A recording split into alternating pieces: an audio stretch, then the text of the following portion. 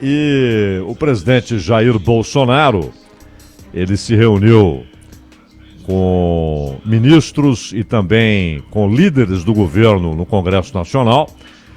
Dois assuntos na pauta da reunião: o programa social, programa permanente de renda, que vai substituir o Bolsa Família, e também reforma tributária. Esses foram os dois assuntos. E não são absolutamente paralelos, né? Em algum momento eles se convergem para que um viabilize o outro, ou seja, para que a reforma tributária traga elementos capazes de garantir o financiamento de um programa social mais amplo do que o Bolsa Família. E segundo o Márcio Bittar, senador Márcio Bittar, que é relator do orçamento de 2021, não houve a divulgação do valor que cada futura família no programa deverá receber, mas deve ficar aí perto de R$300, né? Talvez não chegue a isso, 200 e alguma coisa, mais do que o Bolsa Família, e resta saber o número de beneficiários, ou seja, quantas famílias serão alcançadas por esse novo programa, quais as exigências, os critérios para que uma família possa receber esse novo programa, quanto cada família receberá e, obviamente, como a conta vai ser paga, não é? E há uma ideia de utilização do Fundeb. Em julho, vocês estão lembrados, a votação do Fundeb, assunto muito abordado por todos os jornais, rádio, televisão, e aqui no Bandeirantes Acontece falávamos a respeito daquela tentativa do governo de usar 8 bilhões de reais do fundo para financiar o Renda Brasil. Renda Brasil era então o nome do programa que o governo preparava.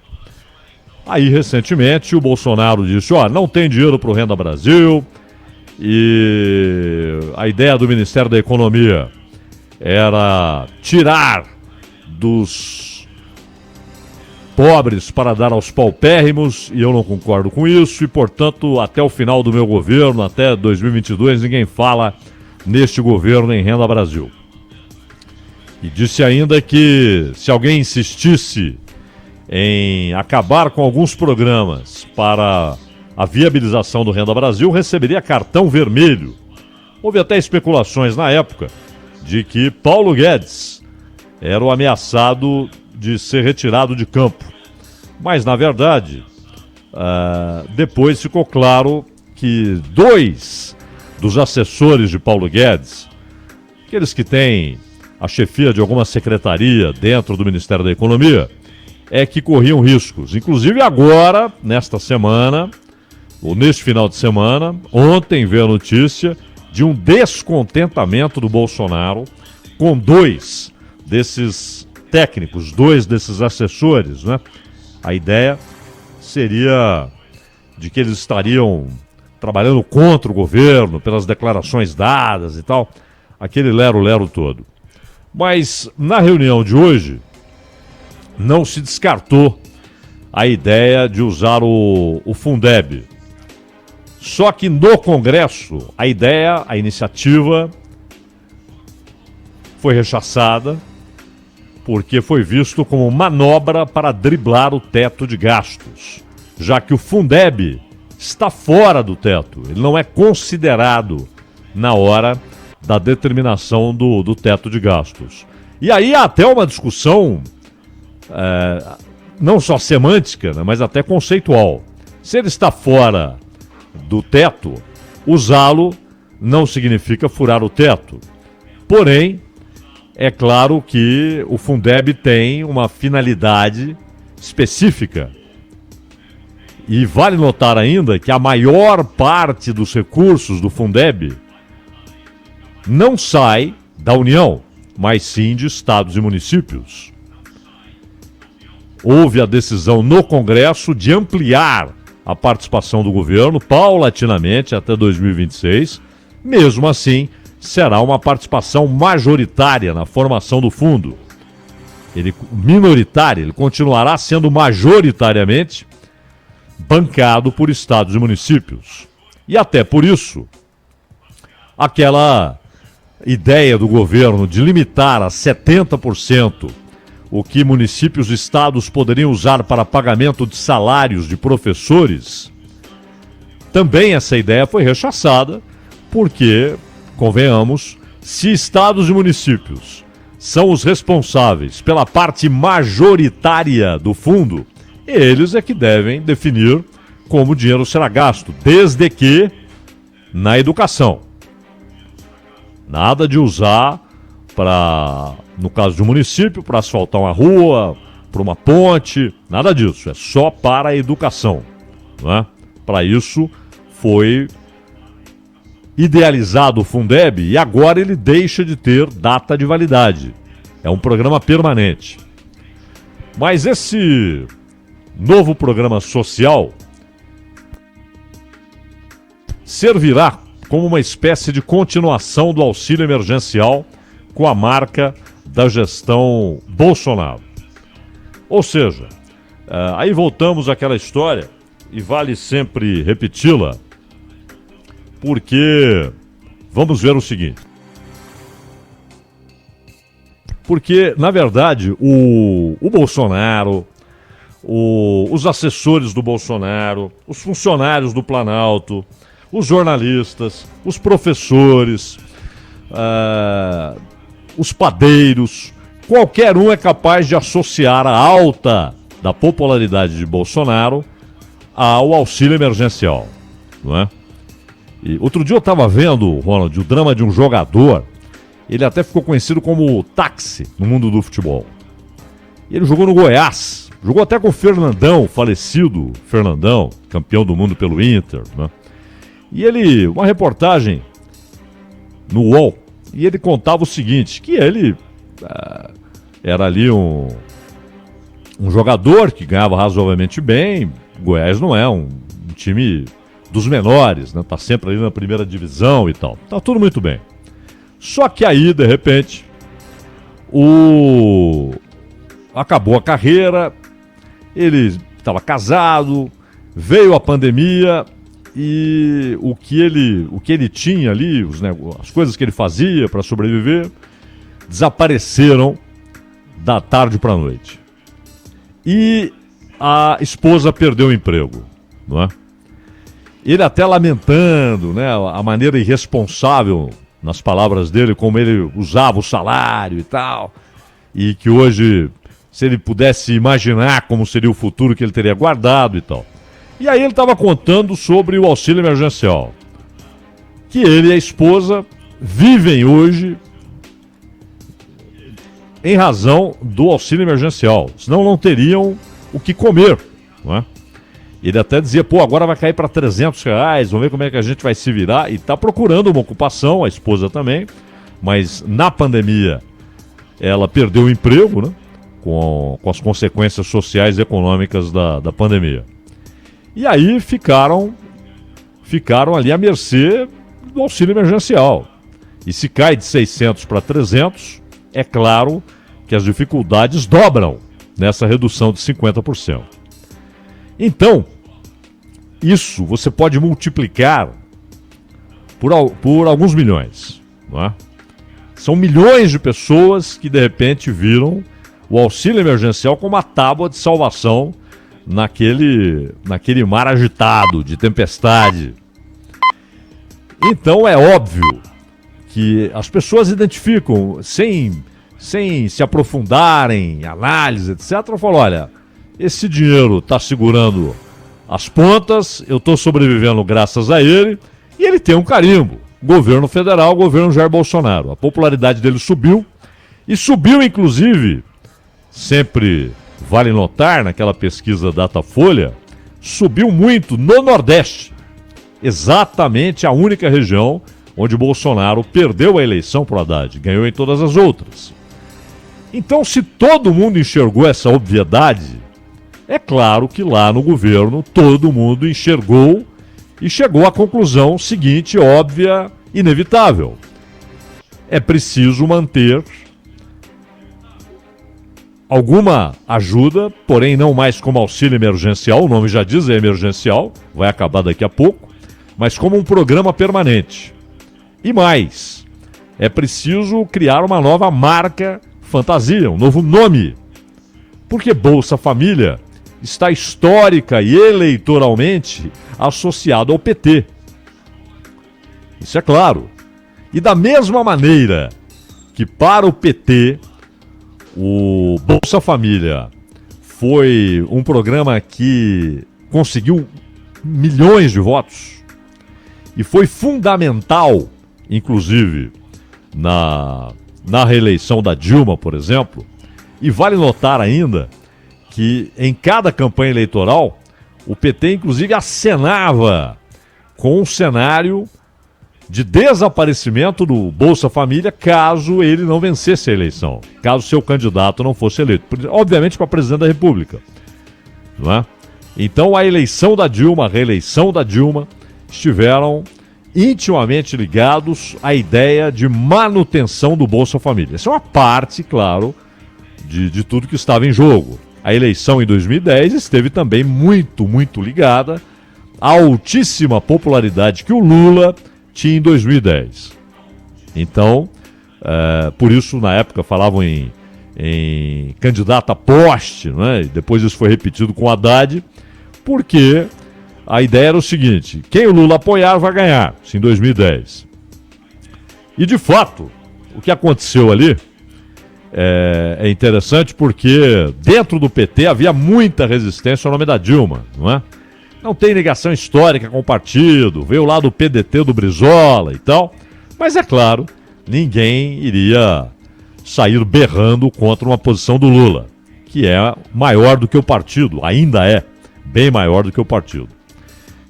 E depois, em 2014, a história de que o Bolsa Família poderia desaparecer em caso de vitória de um outro candidato foi inclusive muito usada, essa versão, em forma de ameaça, contra a Marina Silva, não é?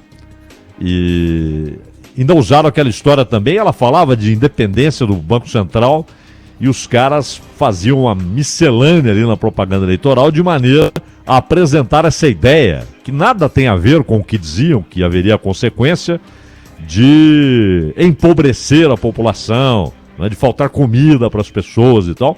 Tanto que houve a célebre reação da Marina, que chorou. Tal o impacto emocional daquela carga pesada que foi dirigida contra ela, né? Então é óbvio que o bolsonarismo entendeu como o petismo usou eleitoralmente o programa Bolsa Família, que é um programa, dadas as condições no Brasil, as circunstâncias brasileiras, o quadro socioeconômico brasileiro, é um programa essencial.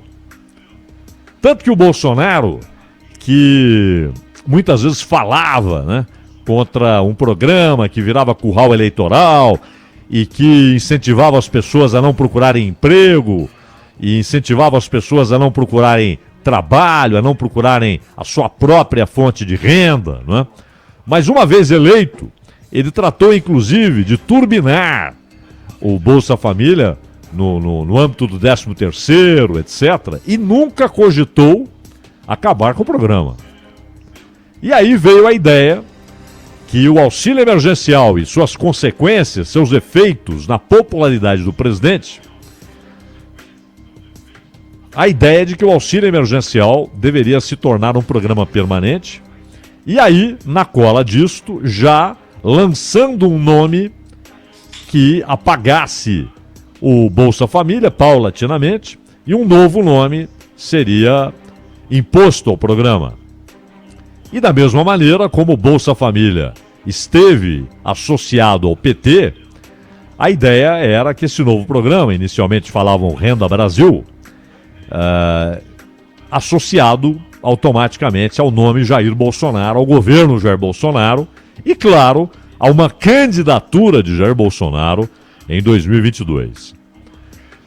o Bolsonaro, quando disse ninguém mais fala em Renda Brasil, imediatamente o Márcio Bittar, como dissemos há pouco, responsável pela relatoria do orçamento para 2021, o Márcio Bittar já disse: conversei com o presidente e já acertamos que vamos elaborar um novo programa.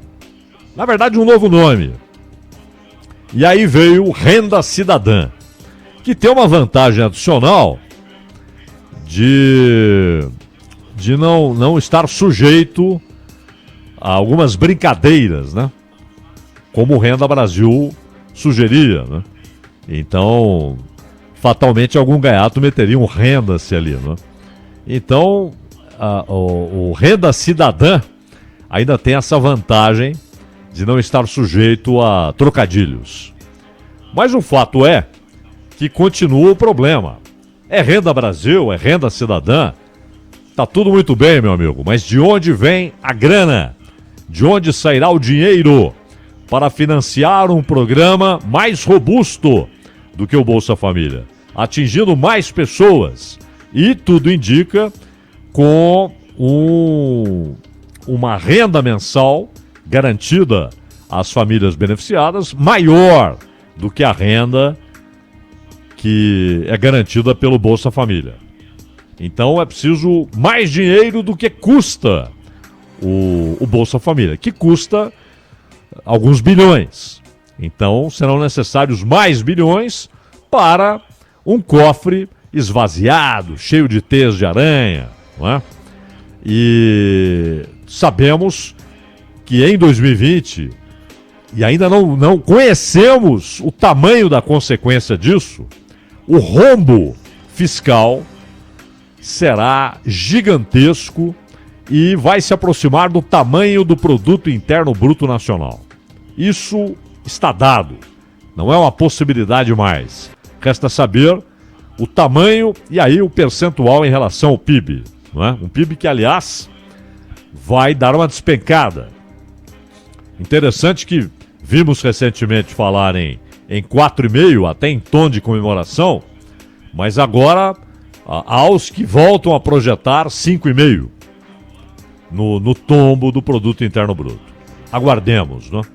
Mas o fato é que o novo programa social, ele, claro, vai aparecer como continuação do auxílio emergencial. Então essa história do jogador, esse caso que representa milhões de casos no Brasil, milhões de famílias brasileiras, a ideia é não haver descontinuidade, é tentar emendar, não é? Claro, na pior das hipóteses para o governo, durante um tempo fica o Bolsa Família. Não haverá o fim de um programa para o começo do outro, não é? Eles vão turbinando e mudando o nome, mas enquanto um não é viável, permanece o outro, claro. Ninguém vai mexer num programa que tem esse peso social e esse peso eleitoral. E o programa vinha sendo chamado de Renda Brasil e, de repente, o Ministério da Economia ciscou para cá, ciscou para lá. O Paulo Guedes falou: não, vamos acabar com alguns programas e aí a gente joga tudo no Renda Brasil. Aquele jeito coloquial, né? Joga tudo lá. Mas aí o governo percebeu que isso seria, do ponto de vista de popularidade e, portanto, do ponto de vista eleitoral, um fracasso. Aqueles programas não poderiam ser removidos, não poderiam acabar, porque alguns têm uma função específica. É o caso lá do Defeso, que é uma espécie de seguro de renda para o sujeito que vive da pesca. E que, durante alguns períodos do ano, não pode pescar, porque há uma proibição na lei para a proteção ali da reprodução dos peixes, né? Então ele não pode pescar. E aí? Ele é um pescador profissional, esse é o trabalho dele. Então, esse auxílio estava ali no rol daqueles que o Paulo Guedes pretendia acabar para ficar com Renda Brasil.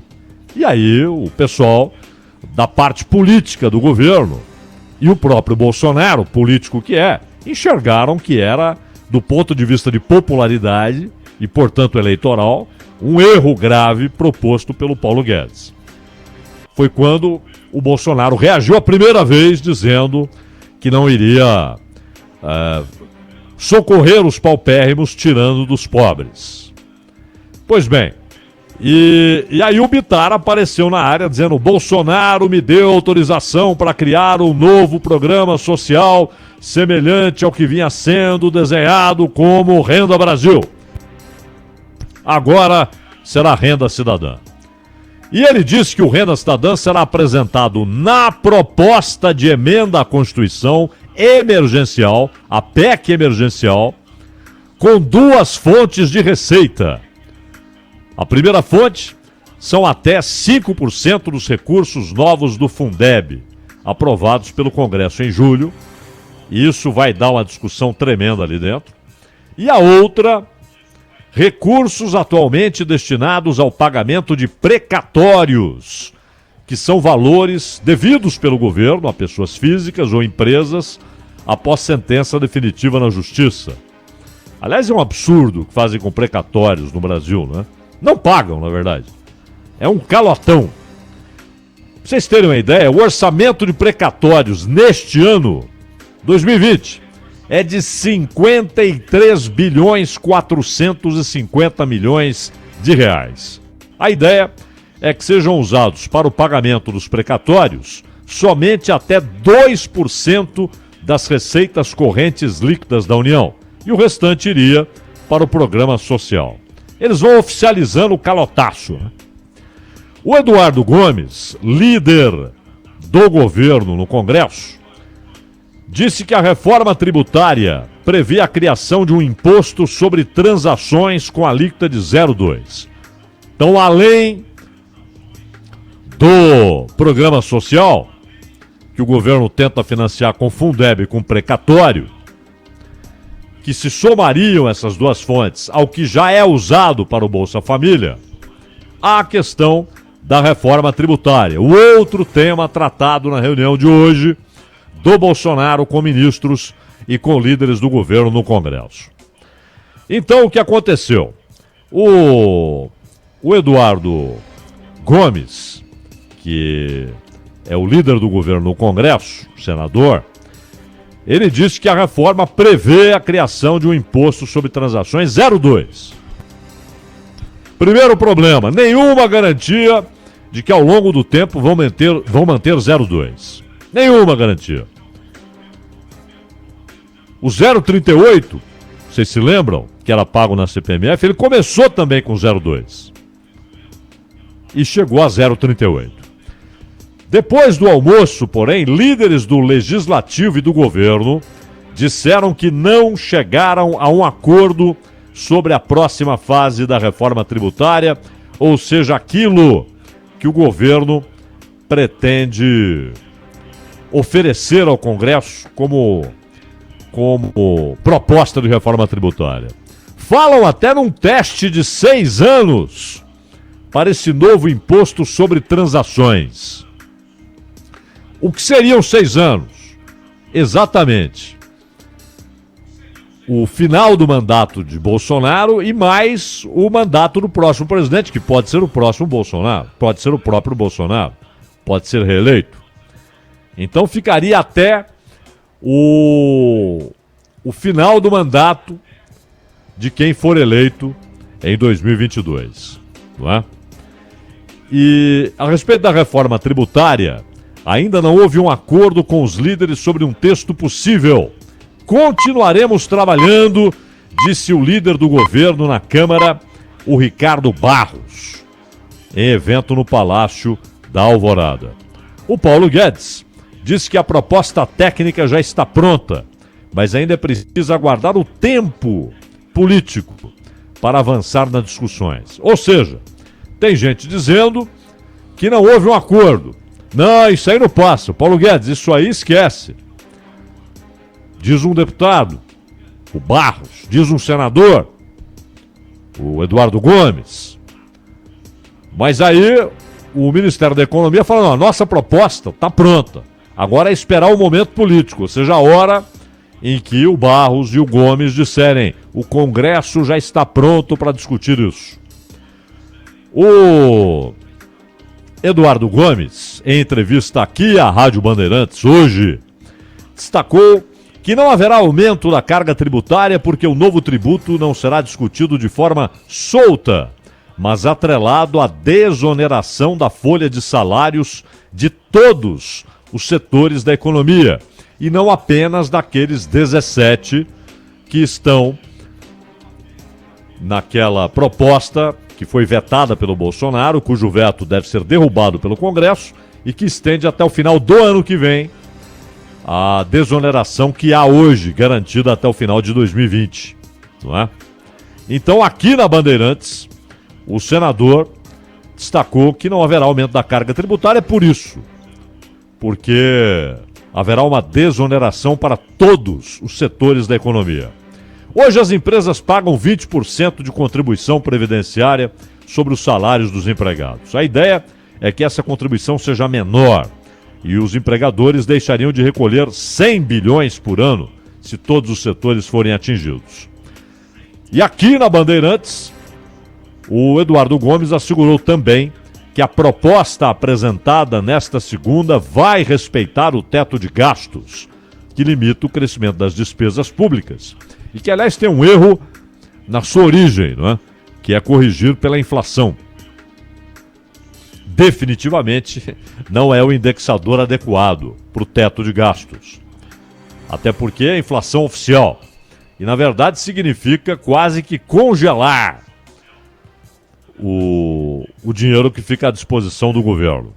Além da proposta de reforma tributária, também sendo discutida, portanto, essa ideia de um programa social mais amplo, permanente, e mais amplo, mais robusto, atingindo mais pessoas e pagando mais que o Bolsa Família, que passa a ser, claro, uma espécie de cabo eleitoral do governo Jair Bolsonaro. Resta saber o Congresso como reagirá.